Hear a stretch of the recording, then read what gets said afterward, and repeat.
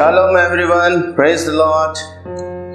From Pastor Sanjay Raj Singh, Divine Grace Ministries. प्रभु आप सबों को आशीष दे।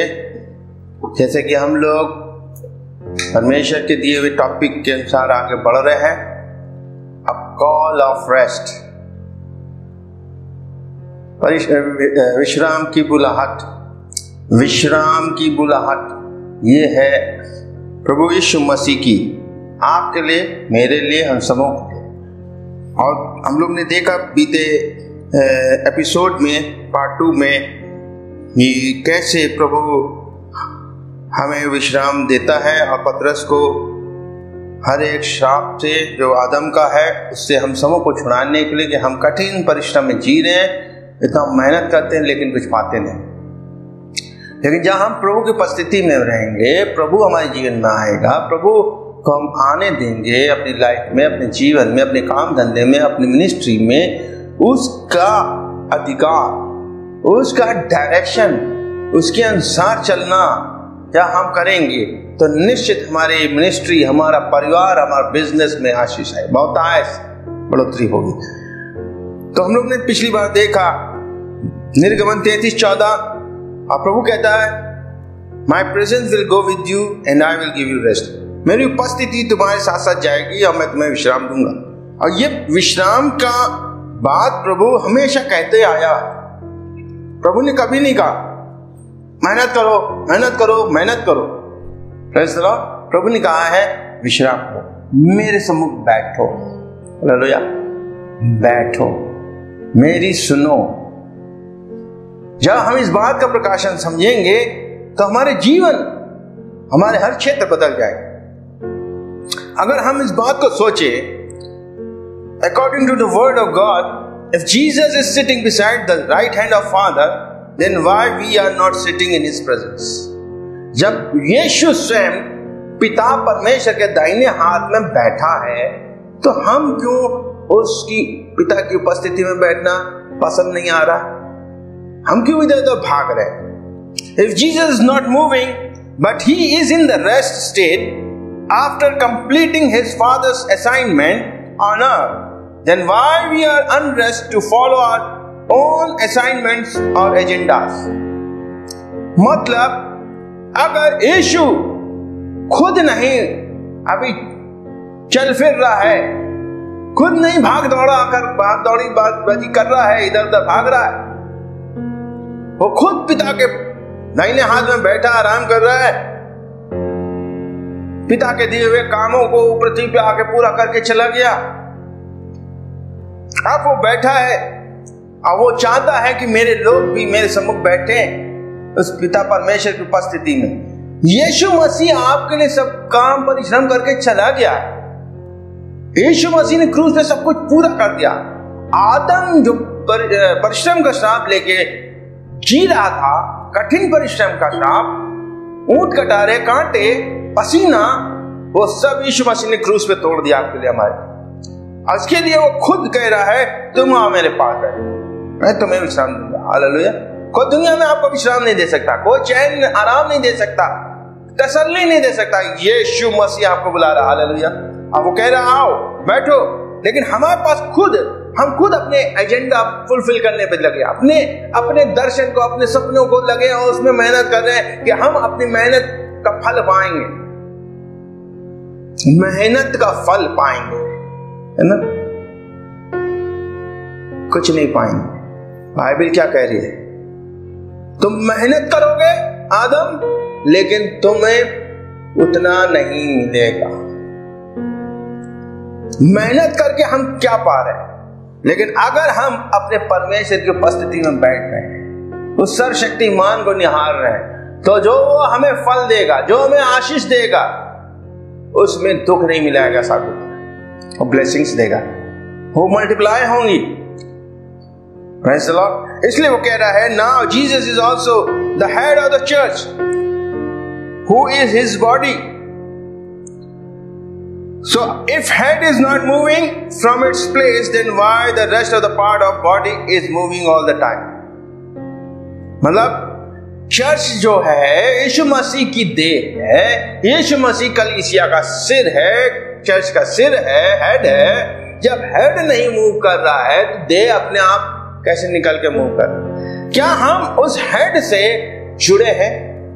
हम बिना हेड यहाँ पे है, देह अपने आप मूव कर रही है। बिना हेड की बॉडी कैसे देख प्रतीत होगी? अगर किसी भी शरीर को आप देखें, अगर उसमें सिर नहीं है और कैसे, वो तो डरावना हो जाएगा, इंसान भाग जाएगी देखिए। लेकिन अगर हमारा हेड इश्यू है, हम बॉडी हैं से जुड़े हैं, तो हेड रेस्ट कर रहा है तो बॉडी को भी वहीं रहना चाहिए।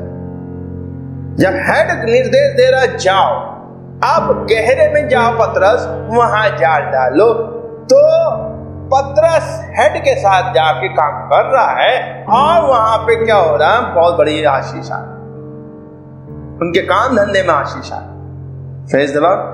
जब हम हेड के साथ, बॉडी है जो चर्च है, कलीसिया होके काम करेंगे, उसके कहे अनुसार जाएंगे। आप प्रेरितों के काम में लिखा, देखिए कि जो आत्मा कहता था, जो प्रभु कहता था, वो जब करते थे तो वहां पे उन परिवारों में उद्धार, छुटकारा, चंगाई, अद्भुत चिन्ह चमत्कार होते थे।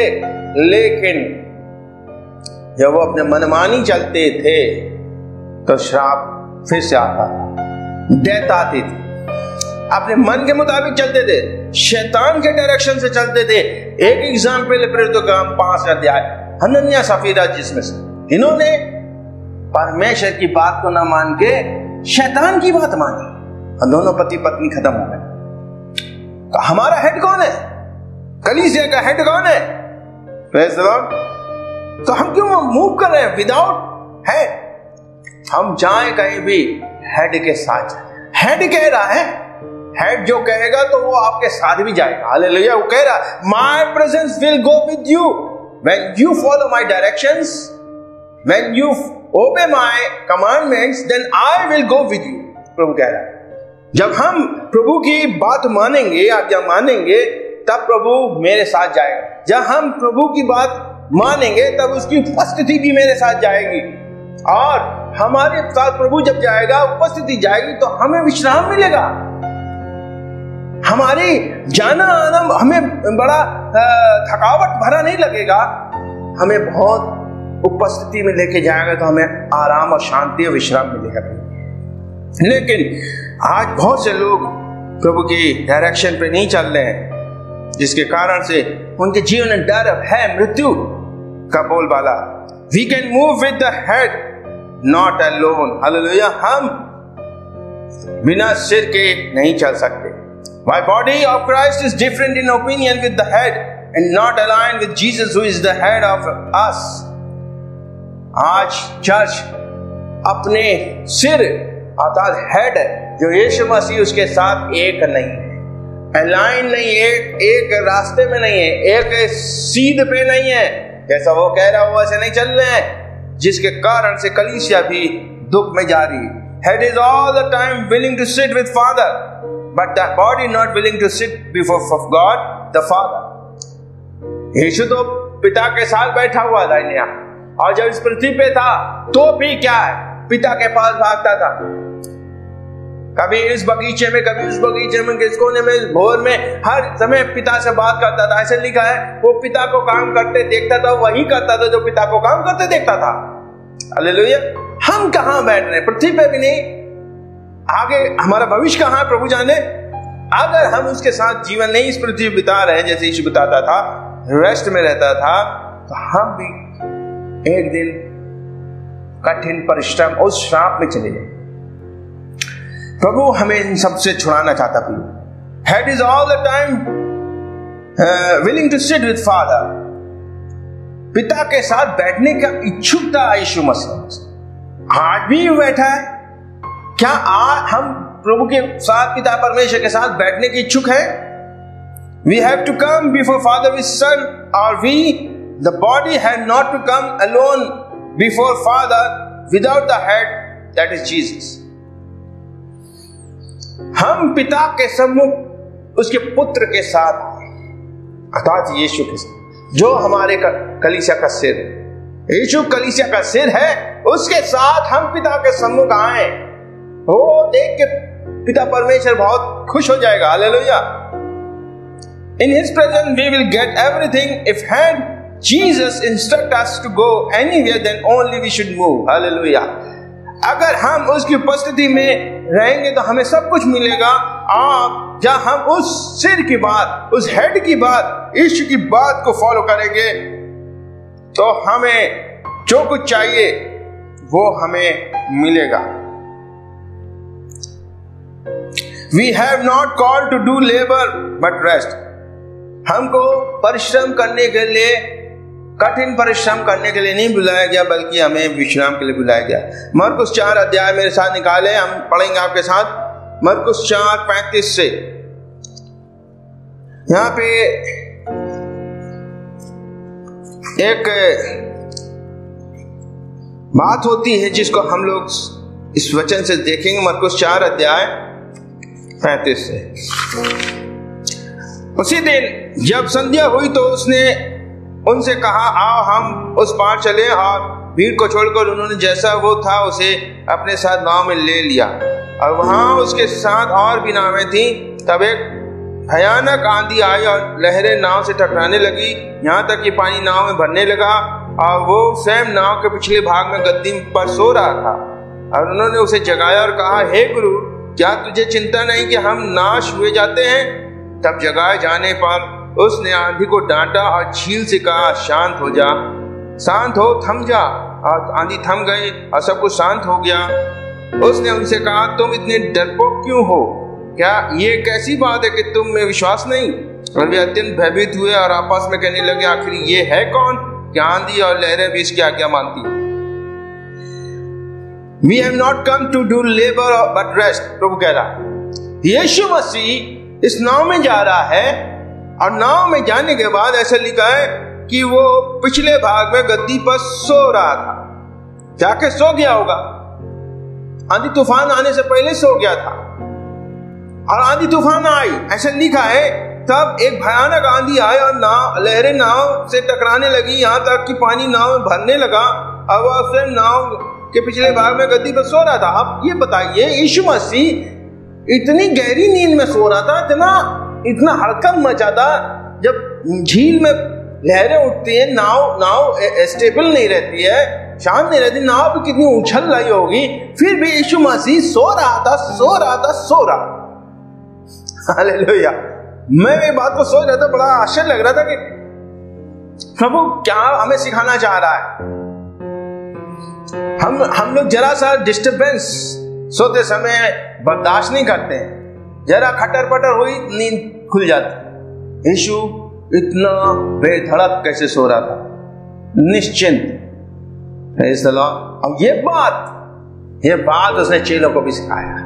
क्या सिखाया? कि तुम इतने डरपोक क्यों?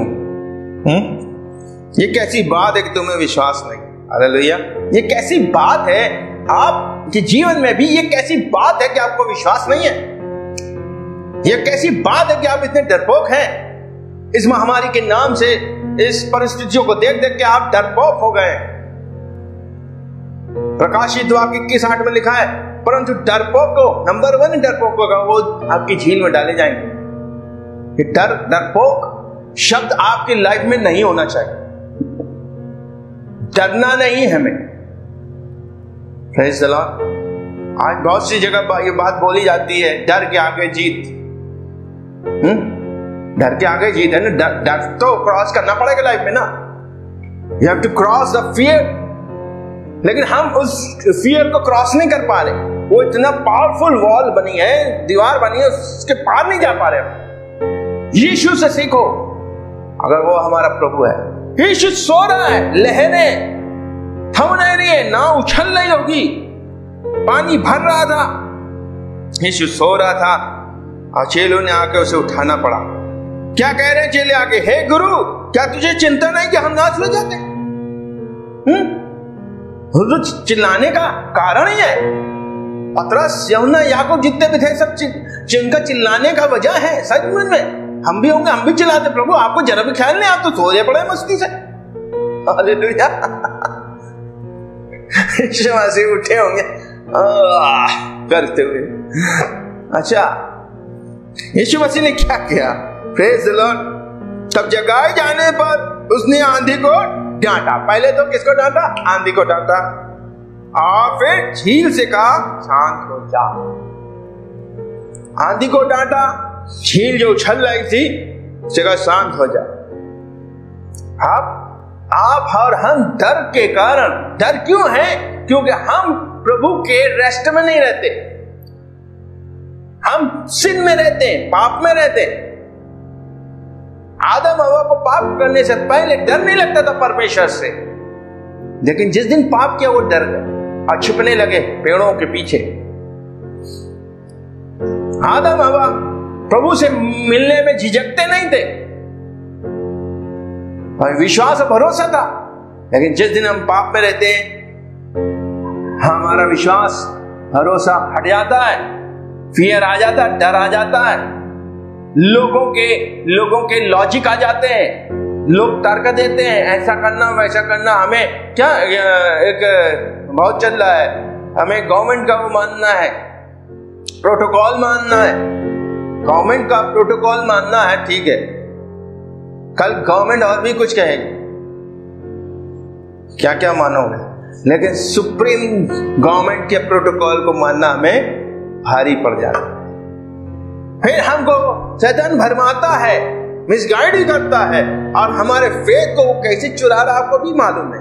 क्योंकि आने वाले दिन में, मैं बता रहा हूं, आने वाले दिन में, आने वाले सालों में इससे भी बड़ी बड़ी बीमारी, महामारियां, समस्या आने वाली है। तब कौन बचाएगा? वैक्सीन नहीं बचा सकती, आपका मास्क नहीं बचा सकता, आपका सैनिटाइजर नहीं बचा सकता, आपका घर में बैठे रहना नहीं बचा सकता। फिर कौन बचा सकता है प्रियो? ये परमेश्वर का वचन है। परमेश्वर का वचन से बोल लो, परमेश्वर का वचन को अपने लहू में दौड़ा लो, वही आपको बचाए। यीशु मसीह ने शैतान से क्या कहा?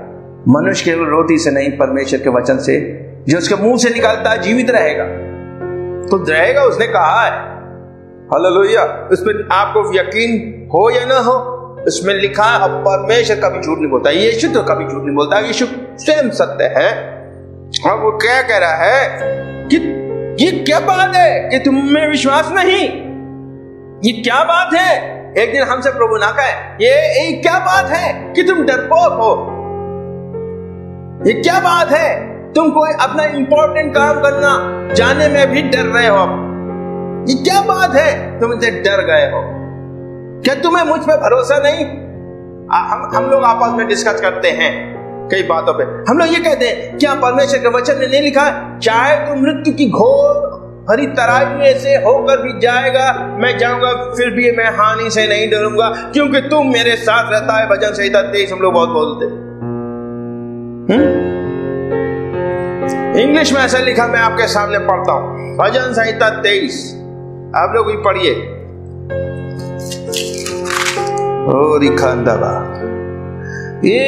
Though I walk through the valley of the shadow of death, I will fear no evil, for you are with me, your rod and your staff, they comfort me. Though I walk through the valley of the shadow of death. Nowadays we are moving like this. We are going through the valley of shadow of death nowadays. अभी आजकल हम लोग मृत्यु की छाया में उस तराई में होकर जा रहे हैं, लेकिन प्रभु कह रहा है फिर भी दाऊद कह रहा है मैं हानि से नहीं डरूंगा। क्या आप कहते हैं बात? मैं जाऊंगा लेकिन फिर भी मैं हानि से नहीं डरूंगा, क्योंकि तू मेरे साथ रहता है, तेरे छोटे दिल लक्ष्य से मुझे शांति मिलती। लेकिन फिर क्या हो जाता? बहुत सारी चीजें आ जाती, क्योंकि हम प्रभु को प्रकाशन से नहीं जान रहे, हम हेड नॉलेज से जान रहे हैं, लेकिन और चीजों को हम पढ़ते नहीं। शैडो ऑफ डेथ, आप शैडो ऑफ डेथ में रहना चाहते हैं? शैडो ऑफ ऑलमाइटी, साम 91 में लिखा, शैडो ऑफ ऑलमाइटी, ऑलमाइटी की शैडो में रहेंगे तो ठिकाना मिलेगा। हालेलुया। मृत्यु नहीं मिलेगी। क्यों?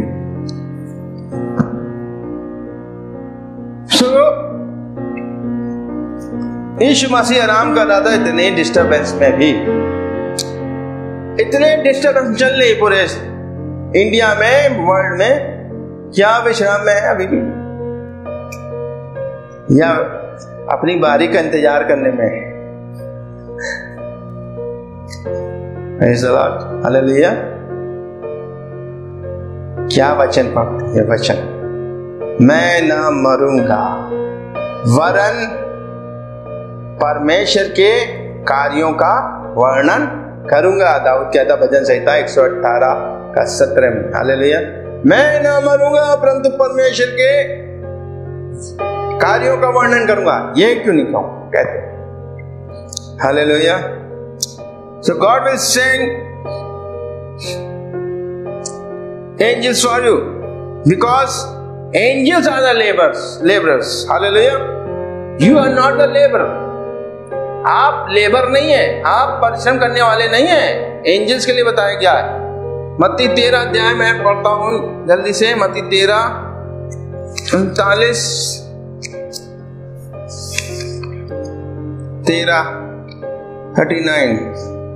39 का 39 से इसमें ऐसा लिखा है, और शत्रु जिसने उन्हें बोया वो शैताने कटनी इस युग का अंत है और फसल काटने वाले सरदूत हैं। जिस प्रकार जंगली घास बटोर कर आग में जला दी जाती है, उसी प्रकार युग के अंत में भी होगा। मनुष्य का पुत्र अपने सरदूतों को भेजेगा जो उसके राज्य में से सब ठोकर के कारणों तथा कुकर्मियों को एकत्रित करेंगे और उन्हें आग के भट्टे में डालेंगे। वहां रोना दांत पीसना होगा। तब धर्मी अपने पिता के साथ राज में सूर्य के समान चमकेंगे। जिसके कानों सुन ले। हालेलुया।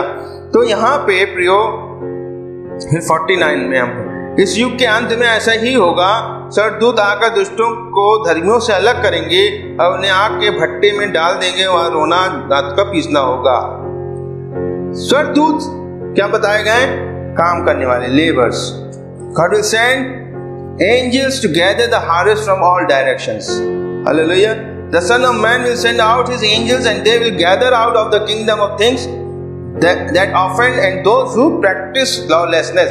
जिन्होंने बुरे काम किए, जिन्होंने प्रभु के वचन के खिलाफ चले, उन सबों को वो उस जंगली बीज के समान इकट्ठित करेंगे और आग में झोंक देंगे। बट हम लोगों को परमेश्वर लेबर काम करने से, परिश्रम के काम करने से छुड़ाना चाहता है। क्यों? क्योंकि we have called to be a priesthood. हम याजक के काम के लिए बुलाए गए हम सब, which is a very powerful, marvelous, prosperous ministry. Hallelujah. याजकी काम बहुत ही आशीषित और सामर्थ्य और बहुत ही संपन्नता का सेवकाई परमेश्वर ने कही है। Priest will get everything unique when he started to sit in rest with God. अगर याजक परमेश्वर के साथ बैठने लग जाए तो परमेश्वर उन्हें विश्राम देगा और हर एक उत्तम से उत्तम चीज उन्हें देगा। Priest will get everything unique when he stop doing labor and come in the rest of state. जब परमेश्वर के सम्मुख बैठ जाएंगे और कठिन परिश्रम करना छोड़ देंगे स्वयं से, आप परमेश्वर के आत्मा के अनुसार चलने लग जाएंगे, परमेश्वर के निर्देश अनुसार, तब परमेश्वर ने हर स्थिति में क्या रेस्ट देगा, विश्राम। Priest should not have any heavy laden because God with whom he is sitting unload every burden and heavy laden. जो लोग कठिन परिश्रम कर रहे हैं, प्रीस्ट लोग, वो अपने भार को लेकर नहीं चल पाएंगे। जब वो प्रभु के साथ बैठेंगे, जिसकी उपासना वो करते हैं, वो उनके सारे बोझों को उठा लेगा और उन्हें विश्राम देगा। अगर हम निर्गमन 19:6 अगर इसमें पढ़ेंगे, इसमें लिखा है, and you shall be to me a kingdom of priests and holy nation. These are the words which you shall speak to the children of Israel. प्रभु ने कैसे मूसा को ये बात कही थी। निर्गमन 19 का हम लोग पढ़ेंगे 19:6। इसमें लिखा है कि तुम मेरे लिए याजकों का राज और पवित्र जाति ठहरोगे। ये बातें तू इजराइलियों से कहना। प्रभु ने हम सबों के लिए ये एक बात कही, हम ये ठहरेंगे प्रभु के लिए। इसलिए पहला पत्र 2:9 में भी यही बात कहता है, but you are a chosen generation, a royal priesthood, a holy nation, his own special people, that you may proclaim the praises of him who called you out of darkness into his marvellous light. तुम चुना हुआ वंश, राज पदाधिकारी, याजकों को समाज और परमेश्वर की निज संपत्ति हो, जिसने तुम्हें अंधकार से छुड़ा के अपने अद्भुत ज्योति में प्रवेश कराया है। हालेलुया। तो हम परमेश्वर के क्या हैं, हमें किस लिए बुलाया गया? अगर हम सच में याजक परमेश्वर के सम्मुख उसमें बैठे, उसके उपस्थिति में बैठे, उसकी उपस्थिति में बैठने से ही हमें सब कुछ प्राप्त होता जाएगा। याजक कहीं नहीं जाता, याजक परमेश्वर के तंबू में रहता था। Hallelujah. Holi spirit gives us perfect rest. Holi spirit जो है, पवित्र आत्मा है, वो क्या करता है? हमें सिद्ध रेस्ट देता, विश्राम देता है। When we receive the baptism of Holy Spirit and we started to speak with the gift of tongues, then from the moment we enter into the place of rest, जब हम पवित्र आत्मा पाते हैं, इसका बपतिस्मा पाते हैं, जब परमेश्वर का वरदान हमें पर उतरता है भाषा का, और हम उसे बोलते रहते हैं, तो उसके द्वारा परमेश्वर का वचन कहता हमें वो विश्राम देता है। Word of God says, those who speak in tongues speak to God, and nobody can understand when he is speaking, because he speaks mysteries and he edifies himself. मतलब परमेश्वर जो हमें वरदान देता, हम उसमें बात करते हैं। जो अन्य भाषा बोलता है वो अपनी उन्नति करता है, उसको कोई नहीं समझता, वो भेद की बातें परमेश्वर से प्राप्त करता है, परमेश्वर से रेस्ट देता है। God prophesies always for our edification and complete rest. प्रभु हमेशा हमारे लिए भविष्यवाणी क्या है? इस बात के लिए कि तुम बढ़ोतरी करो, उन्नति करो और रेस्ट में रहो। हालेलुया। हम सोचते हैं हमें ज्यादा काम करने से उन्नति होगी। नो, परमेश्वर की उपस्थिति में रहने से, परमेश्वर के वरदानों में चलने से हमें उन्नति होगी। मेरे साथ निकालें यशायाह 28 का हम 11 वचन पढ़ेंगे और आप सम्मुख, ताकि आप ये बात को जान सकें। यशायाह 28:11 में लिखा, इसलिए प्रभु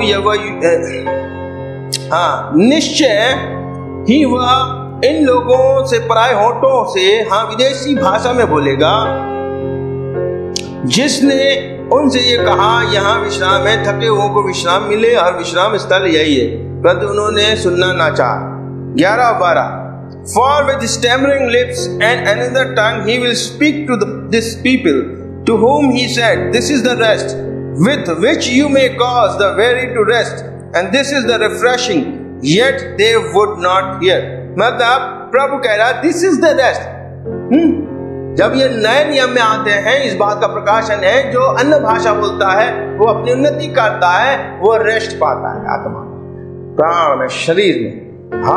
आपको ये वरदान प्रभु ने अगर दिया है तो आप इसको बराबर करो, आप बना लो। हमें इतने घंटे बोलना है, इतने घंटे प्रार्थना में अन्य भाषा बोलना है, तो आप देखिएगा आप इनसे हर एक परिश्रम से और भारी बोझ से छुटकारा पाओगे। So we should speak in tongues always and edifies ourselves। इसलिए हमें हमेशा अन्य भाषा बोलना चाहिए और अपने आप की उन्नति करना चाहिए। जब आपकी हमारी उन्नति नहीं होगी तो हम दूसरों की कैसे उन्नति कर पाएंगे? तो हमें परमेश्वर के दिए हुए कॉल को रिजेक्ट नहीं करना प्रियो है। आज का टॉपिक जो हम लोग ने 3 एपिसोड में सुना, call of rest. God is calling us for rest. प्रभु हमें विश्राम के लिए बुला रहा है।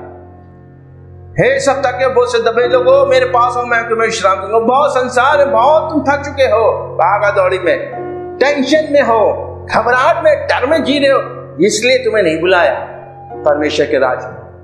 आज मैं बता रहा हूं, बहुत सारे मसीह लोग जो प्रभु को उतनी गहराई से उसके साथ रिलेशन नहीं है, संबंध नहीं है, वे घबराए और डर के मारे बुरी हालत में। प्रियो, लेकिन आपको अगर परमेश्वर ने वचन का सही ज्ञान प्रकाशन दिया तो आप यावान, प्रभु कहते यावान दृढ़, उनसे मत डर। हालेलुया। मैं तेरे साथ हूं, मैं जगत के अंत तक तुम्हारे साथ हूं, मेरी उपस्थिति में रहो। बस मैंने फिर कहा है, इससे भी बड़ी बड़ी समस्या आएंगी, कोई आपको नहीं बचाएगा, ये बचाएगा परमेश्वर का वचन। परमेश्वर बचाएगा, यीशु बचाएगा। हालेलुया। जो परमेश्वर का वचन है। प्रभु आप सबको आशीष दे और परमेश्वर आपको दृढ़ करे प्रभु की वचन और शिक्षा में, ताकि आप और पावरफुल हो। जो बुरे दिन आते जाए, आप पावरफुल होते जाओ, सामर्थ्य होते जाओ, जिस और लोगों को जो बंधन में है उन्हें छुड़ाने वाले बन सके। प्रभु आप सबों को आशीष दे। और मैं चाहूँगा कि प्रभु आप इन जो वीडियोस को देख रहे हैं उसको शेयर करें, सब्सक्राइब करें, बेल आइकन दबाएं, औरों को भी बताएं, औरों को भी भेजें जिनके पास वचन नहीं पहुंच पा रहा। आजकल इस तरह से हिंदी में नहीं पहुंच पा रहा, बहुत लोगों को हिंदी में नहीं वचन मिल रहे। अगर वचन मिल रहे तो वो उन्हें समझ में नहीं आ रहे। अगर आपको मेरे वचन परमेश्वर के ये दिए हुए शिक्षा समझ में आ रही है तो आप उसको लाइक कर सकते हैं, सब्सक्राइब कर सकते हैं और औरों को शेयर कर सकते हैं। प्रभु आप सबों को आशीष दे। डिवाइन ग्रेस मिनिस्ट्रीज के लिए आप प्रार्थना करिए कि प्रभु और भी नई चीज़ें बताएं जिसके द्वारा हम आप तक पहुंचा सकें। हमारे परिवार के लिए, मिनिस्ट्री के लिए, सबके लिए प्रार्थना में स्मरण रखिए। प्रभु आप सबों को बहुत आशीष दे। जय मसीह की शादी।